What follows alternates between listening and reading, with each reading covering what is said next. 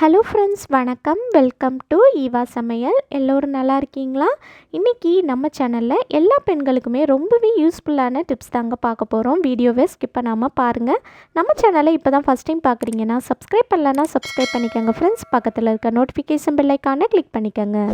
இப்போ வாங்க friends, first tip என்னன்னு பார்க்கலாம். நம்ம வீட்டில் இருக்கிற வாஷிங் மிஷின்லாம் பார்த்திங்கன்னா அதில் வந்து துணி துவைச்சி எடுக்கும்போது ஒரு மாதிரியான பேட் ஸ்மெல் வந்து அடிச்சுக்கிட்டே இருக்கும். சில நேரங்களில் ஒரு விதமான கெட்ட வாடை இருக்கும் இல்லையா? அந்த மாதிரி இல்லாமல் இருக்கிறதுக்கு உங்கள் வீட்டில் இருக்கிற வாஷிங் மிஷினை மாதத்துக்கு ஒரு தடவை இந்த மாதிரி க்ளீன் பண்ணி பாருங்கள். ரொம்ப ஈஸியாக க்ளீன் பண்ணிடலாம். இதுக்கு வந்து நான் வந்து ஒரு எலுமிச்சை பழத்தை பாதியாக கட் பண்ணி எடுத்திருக்கேங்க. அந்த எலுமிச்சை பழத்தில் உள்ளே இருக்கிற விதையை எடுத்துருங்க. எடுத்துட்டு அதுக்கப்புறமா இதில் வந்து நம்ம பேஸ்ட்டு சேர்க்க போகிறோம். அதாவது டூத் பேஸ்ட் இருக்கு இல்லையா? நீங்கள் என்ன பிராண்டு யூஸ் பண்ணுறீங்களோ எது வேணாலும் சேர்த்துக்கலாம். நான் வந்து கோல்கேட் டூத் பேஸ்ட் எடுத்திருக்கேன். இதை வந்து இந்த மாதிரி கொஞ்சமாக சேர்த்துட்டு இது போல் நீங்கள் வந்து கையை வச்சு எல்லா பக்கமும் நல்லா படுற மாதிரி பரப்பி விட்டுருங்க. இந்த மாதிரி அந்த எலுமிச்சை பழத்தில் மேலே வந்து நல்லா பரப்பி விட்டுட்டு அதுக்கப்புறமா இந்த எலுமிச்சை பழத்தை வந்து நம்ம வந்து இந்த வாஷிங் மிஷின்குள்ளே போட்டுடலாம். போட்டுட்டு வாஷிங் மிஷினை வந்து க்ளோஸ் பண்ணிக்கலாங்க. க்ளோஸ் பண்ணிவிட்டு நம்ம பவர் ஆன் பண்ணிக்கலாம். ஆன் பண்ணிவிட்டு வாட்டர் லெவல் வந்து சூஸ் பண்ணிக்கோங்க. நான் வந்து 18 லிட்டர் சூஸ் பண்ணியிருக்கேங்க. உள்ளே நம்ம துணிலாம் போடலை, நம்ம க்ளீன் பண்ண தான் போகிறோம். ஸோ நான் வந்து 18 லிட்டர் சூஸ் பண்ணியிருக்கேன். அதுக்கப்புறமா வாஷிங் மிஷினில் வந்து டப் ஹைஜீன் அப்படின்னு ஒரு ஆப்ஷன் இருக்கும் பாருங்கள். அதில் வந்து உங்களுக்கு என்ன நம்பர் இருக்கோ அதை வந்து நீங்கள் சூஸ் பண்ணிக்கோங்க. நான் வந்து 7 வந்து சூஸ் பண்ணியிருக்கேன். அதில் வந்து 7 தான் இருக்குது. ஸோ நான் வந்து ப்ரோக்ராம் வந்து 7 சூஸ் பண்ணியிருக்கேன். சூஸ் பண்ணிவிட்டு நீங்கள் வந்து ஸ்டார்ட் பண்ணிடுங்க. ஸ்டார்ட் பண்ணிட்டீங்க அப்படின்னா வாஷிங் மிஷின் வந்து க்ளீன் பண்ண ஆரம்பிச்சிடுங்க. பாருங்கள், இதில் வந்து தண்ணி வர ஆரம்பிச்சிடுச்சு. அந்த தண்ணி வந்து நம்ம சேர்த்த அந்த எலுமிச்சை பழம் டூத் பேஸ்ட் இருக்குது பாருங்கள், அதுக்கு மேலே வந்து சேர்ந்து இந்த மாதிரி நல்லா நுரைச்சி வருங்க. வாஷிங் மிஷினில் இருக்கிற பேட் ஸ்மெல் எல்லாமே போயிடுங்க. நல்லா பளிச்சுன்னு க்ளீன் பண்ணி கொடுக்கும். வாஷிங் மிஷினும் நல்ல வாசனையாக இருக்கும். அதுக்கப்புறமா நீங்கள் வந்து துணி துவைச்சி பாருங்கள், உங்களுக்கு அந்த துணியில் வந்து பேட் ஸ்மெல் எதுவுமே இருக்காதுங்க. இப்போ நம்ம க்ளோஸ் பண்ணிடலாம். க்ளோஸ் பண்ணிவிட்டு வாஷிங் மிஷின் க்ளீன் பண்ணதுக்கப்புறமா நம்ம வந்து உள்ளே இருக்கிற அந்த எலுமிச்சப்பழம் இருக்குது பாருங்கள், அதை எடுத்து நம்ம குப்பையில் போட்டுடலாங்க. பாருங்கள், இதுக்குள்ளே இருக்கிற அந்த ஜூஸ் எல்லாமே அந்த வாஷிங் மிஷினில் வந்து இறங்கி நல்லா க்ளீன் பண்ணி கொடுத்துருச்சு. நீங்களும் இது போல் மாதத்துக்கு ஒரு தடவை க்ளீன் பண்ணி பாருங்கள். எப்போவுமே நல்லா பளிச்சுன்னு எந்தவித பேட் ஸ்மெல்லும் இல்லாமல் நல்லா வாசனையாக இருக்கும். ட்ரை பண்ணி பாருங்கள். இந்த டிப் பிடிச்சிருந்துச்சுன்னா லைக் பண்ணி ஷேர் பண்ணிக்கோங்க. இப்போ வாங்க ஃப்ரெண்ட்ஸ், அடுத்த டிப் என்னன்னு பார்க்கலாம். நம்ம வீட்டில் இருக்கிற டூத் பேஸ்ட்லாம் காலி ஆயிடுச்சு அப்படின்னா அதை வந்து தூக்கி குப்பையில் போட்டுருவோம் இல்லையா? இனி அந்த மாதிரி தூக்கி போடாதீங்க. இதில் வந்து நிறைய யூஸ்ஃபுல்லான க்ளீனிங் டிப்ஸ் தாங்க பார்க்க போகிறோம். இந்த டூத் பேஸ்ட் கவரை வந்து நம்ம இந்த மாதிரி ஒரு சிசரை வச்சு கட் பண்ணிக்கலாங்க. சிசரை வச்சு நீங்கள் வந்து இந்த மாதிரி கட் பண்ணும்போது பார்த்தீங்கன்னா உள்ளுக்குள்ளே வந்து நிறைய பேஸ்ட் இருக்குங்க. உங்கள் வீட்டில் வந்து பேஸ்ட் காலி ஆயிடுச்சு ஆனால் புது பேஸ்ட் இல்லை அப்படின்னா நீங்கள் இந்த மாதிரி சிசரை வச்சு கட் பண்ணி எடுத்துகிட்டு உள்ளே இருக்கிற கொஞ்சம் பேஸ்ட்டும் எடுத்து நீங்கள் வந்து காலையில் ப்ரஷ் பண்ணிக்கலாங்க. இந்த மாதிரியும் நீங்கள் வந்து யூஸ் பண்ணிக்கலாம். நான் வீடியோவில் காட்டின மாதிரி நீங்கள் வந்து பேஸ்ட்டோட மேல் பக்கத்தில் வந்து இந்த மாதிரி கட் பண்ணி எடுத்துகிட்டு அதுக்கப்புறமா இதுக்குள்ளே வந்து இந்த மாதிரி கொஞ்சம் கொஞ்சமாக தண்ணி சேர்த்து மேலே வந்து இந்த மாதிரி கையை வச்சு அப்படியே டைட்டாக க்ளோஸ் பண்ணிவிட்டு இது போல் நல்லா குலுக்கி எடுத்து ஒரு பவுலில் வந்து சேர்த்துக்கங்க. உள்ளே இருக்கிற பேஸ்ட்லாம் அந்த தண்ணியில் வந்து நல்லா மிக்ஸ் ஆகி நல்லா கரைஞ்சி வந்துடுங்க. பாருங்கள், இது போல் நீங்கள் வந்து கொஞ்சம் கொஞ்சமாக தண்ணி சேர்த்து நல்லா இந்த மாதிரி குலுக்கி எடுத்து சேர்த்துக்கங்க. இந்த கவருக்குள்ளே இருக்கிற பேஸ்ட் எல்லாமே கரைஞ்சி தண்ணியில் வர வரைக்கும் இது போல் கொஞ்சம் கொஞ்சமாக தண்ணி சேர்த்து மிக்ஸ் பண்ணி எடுத்துக்கங்க. இப்போ நம்ம வந்து அந்த மேல் பக்கத்தில் இருக்கிறத கட் பண்ணி எடுத்துருந்தோம் இல்லையா? அதுக்குள்ளேயுமே நிறைய பேஸ்ட் இருக்குங்க. பாருங்கள், இதுக்குள்ளே எவ்வளோ பேஸ்ட் இருக்குன்னு. இதையுமே நம்ம வந்து கையை வச்சு இந்த மாதிரி எடுத்து இந்த தண்ணியில் வந்து கரைச்சி எடுத்துக்கலாம். இந்த லிக்யூட் யூஸ் பண்ணி நம்ம வீட்டில் இருக்கிற நிறைய பொருளை வந்து ஈஸியாக க்ளீன் பண்ணலாங்க. நல்ல பளிச்சுன்னு சுத்தம் பண்ணுறதுக்கு ரொம்பவே யூஸ்ஃபுல்லாக இருக்கும். இப்போ அடுத்ததாக நான் வந்து இந்த மாதிரி ஒரு ஸ்ப்ரே பாட்டில் எடுத்திருக்கேங்க. உங்கள் வீட்டில் இந்த மாதிரி ஸ்ப்ரே பாட்டில் இல்லை அப்படின்னா கவலையே படாதீங்க. நம்ம கடைகளில் ஜூஸ் பாட்டில் வாட்டர் பாட்டில்லாம் வாங்கினோன்னா இந்த மாதிரி பாட்டில் கிடைக்கும் இல்லையா? இதோட மூடியில் வந்து கத்தியை நல்லா நெருப்பில் வாட்டிட்டு ஓட்டை போட்டு எடுத்து இதுக்குள்ளே வந்து நீங்கள் இந்த லிக்யூட் சேர்த்து ப்ரெஸ் பண்ணி ஸ்ப்ரே பாட்டில் மாதிரி யூஸ் பண்ணிக்கலாங்க.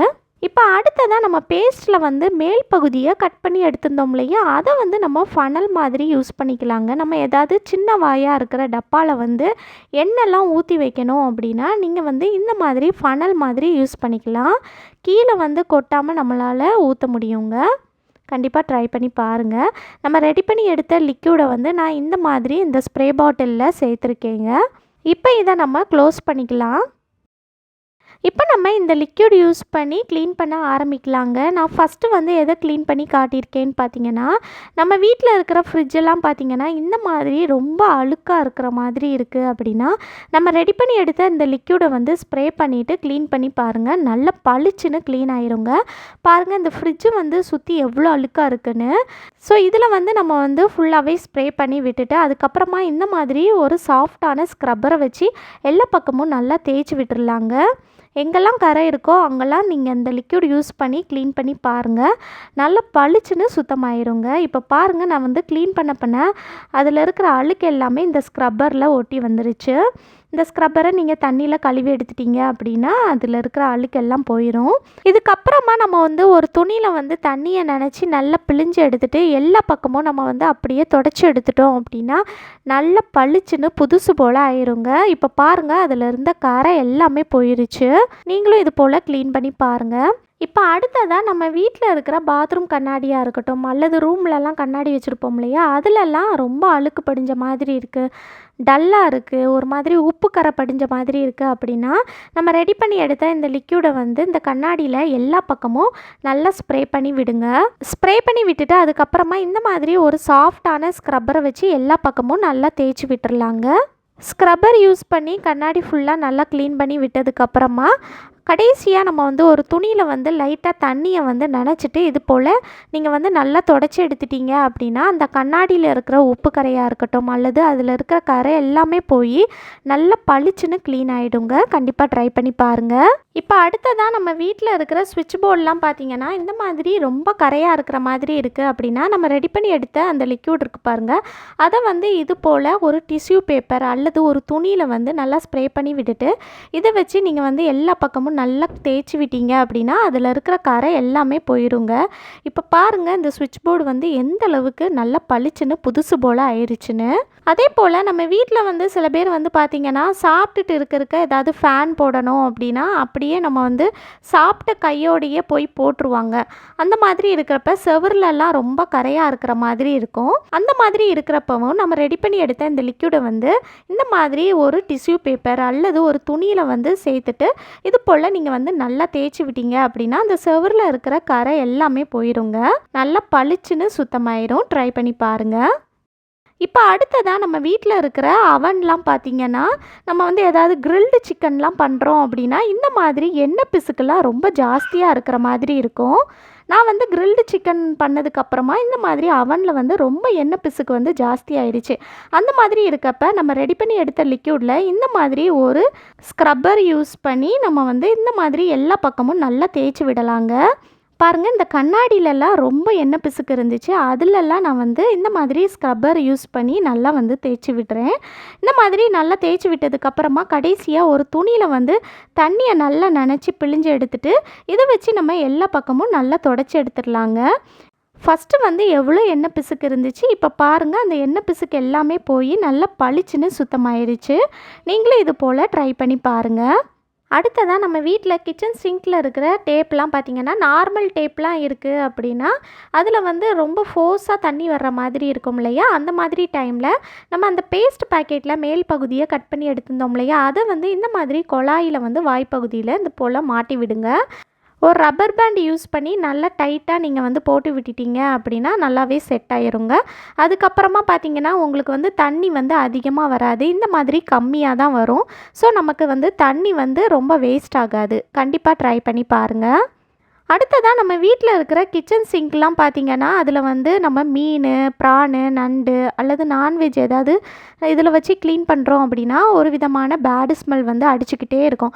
அந்த மாதிரி இருக்கிறப்ப நம்ம ரெடி பண்ணி எடுத்த இந்த லிக்யூடை வந்து எல்லா பக்கமும் இந்த மாதிரி நல்லா ஸ்ப்ரே பண்ணி விட்டுக்கலாம். ஸ்ப்ரே பண்ணியும் விடலாம் அல்லது நீங்கள் வந்து நம்ம ரெடி பண்ணி எடுத்த லிக்யூடை இந்த மாதிரி கையில் எடுத்து அப்படியே ஊற்றி விடுங்க. ஊற்றி விட்டுட்டு அதுக்கப்புறமா ஒரு ஸ்க்ரப்பர் யூஸ் பண்ணி இது போல் எல்லா பக்கமும் நல்லா தேய்ச்சி விட்டுட்டீங்க அப்படின்னா அதில் இருக்கிற பேடு ஸ்மெல் எல்லாமே போயிடுங்க. நல்லா பளிச்சுன்னு சுத்தமாயிடும். இப்போ நம்ம தண்ணி வச்சு கழுவி எடுத்துக்கலாம். இந்த பேஸ்ட்டோட வாடைக்கு பார்த்திங்கன்னா உங்கள் வீட்டில் வந்து கரப்பாம்பூச்சி, பல்லி எதுவுமே வராதுங்க. இந்த கிச்சன் சிங்க்லலாம் நைட்டு வந்து இதில் இருக்கிற ஓட்டை வழியாக கரப்பாம்பூச்சிலாம் வரும். இந்த பேஸ்ட்டோட ஸ்மெல்லுக்கு வந்து கரப்பாம்பூச்சியும் வராமல் பார்த்துக்கலாங்க. இந்த லிக்விட் யூஸ் பண்ணி நம்ம வீட்டில் இருக்கிற கிச்சன் ஸ்டவ்வு, கவுண்டர் டாப் எல்லாமே நீங்கள் வந்து க்ளீன் பண்ணிக்கலாங்க. ட்ரை பண்ணி பாருங்கள். நம்ம வீட்டில் இருக்கிற கத்தியெலாம் நம்ம வந்து எங்கேயாவது லாங் ட்ராவல் பண்ணுறப்ப கொண்டு போகணும், ஏதாவது பழங்கள்லாம் கட் பண்ணுறதுக்கு யூஸ் ஆகும் அப்படின்னா நம்ம வந்து அப்படியே எடுத்து பேக்கில் போட்டோம் அல்லது ஏதாவது கவரில் சுற்றி வச்சோம் அப்படின்னா அது வந்து குத்தி கிழிச்சிறதுக்கு வாய்ப்பு இருக்கு இல்லையா. அந்த மாதிரி இல்லாமல் இருக்கிறதுக்கு நம்ம அந்த பேஸ்ட் பேக்கெட்டை வந்து கட் பண்ணி எடுத்திருந்தோம் இல்லையா, அதுக்குள்ளே வந்து இந்த மாதிரி கத்தியை வந்து உள்ளே விட்டுட்டு இது போல் நல்லா டைட்டாக வந்து ஃபோல்டு பண்ணிக்கோங்க. ஃபோல்டு பண்ணிவிட்டு ஒரு ரப்பர் பேண்ட் வந்து நல்லா டைட்டாக போட்டு விட்டுட்டு அதுக்கப்புறமா நீங்கள் வந்து பேக்கில் வச்சிட்டிங்க அப்படின்னா உங்களுக்கு வச்சபடி அப்படியே இருக்குங்க, சேஃபாக இருக்கும். கண்டிப்பாக ட்ரை பண்ணி பாருங்கள். நம்ம வீட்டில் கத்திரிக்கோல்லாம் பார்த்திங்கன்னா ஃபஸ்ட்டு வாங்கிட்டு வரும்போது நல்லா ஷார்ப்பாக வெட்டுங்க. ஆனால் நாளாக அதில் இருக்கிற ஷார்ப்னஸ்ஸே போயிடும், சரியாக வெட்டாது. அந்த மாதிரி இருக்கிறப்ப நம்ம வந்து டூத் பேஸ்ட் பேக்கெட்டில் வந்து கட் பண்ணி எடுத்திருந்தோம் இல்லையா, அதை வந்து இந்த மாதிரி நீங்கள் சிசரை வச்சு கட் பண்ணி விட்டுட்டு அதுக்குள்ளே வந்து இந்த மாதிரி சில்வர் கோட்டிங் மாதிரி இருக்கும். இதை வந்து இந்த மாதிரி சிசரை வச்சு சின்ன சின்னதாக நீங்கள் வந்து கட் பண்ணி விட்டீங்க அப்படின்னா உங்களுக்கு இந்த சிசருமே ஷார்ப்பாயிருங்க. அதுக்கப்புறமா நீங்கள் வந்து எதையாவது கட் பண்ணி பாருங்கள், நல்ல ஷார்ப்பாகவே கட் பண்ணுங்க. கண்டிப்பாக ட்ரை பண்ணி பாருங்கள். ஓகே ஃப்ரெண்ட்ஸ், இந்த வீடியோ முழுசாக பொறுமையாக பார்த்ததுக்கு ரொம்ப நன்றி. பிடிச்சிருந்துச்சுன்னா லைக் பண்ணிக்கோங்க, உங்கள் ஃப்ரெண்ட்ஸ் அண்ட் ஃபேமிலி மெம்பர்ஸ் கூட ஷேர் பண்ணிக்கோங்க. நம்ம சேனலை இப்போ தான் ஃபஸ்ட் டைம் பார்க்குறீங்கன்னா சப்ஸ்கிரைப் பண்ணலன்னா சப்ஸ்கிரைப் பண்ணிக்கோங்க. பக்கத்தில் இருக்க நோட்டிஃபிகேஷன் பெல் ஐக்கானை கிளிக் பண்ணிக்கோங்க. தேங்க்யூ.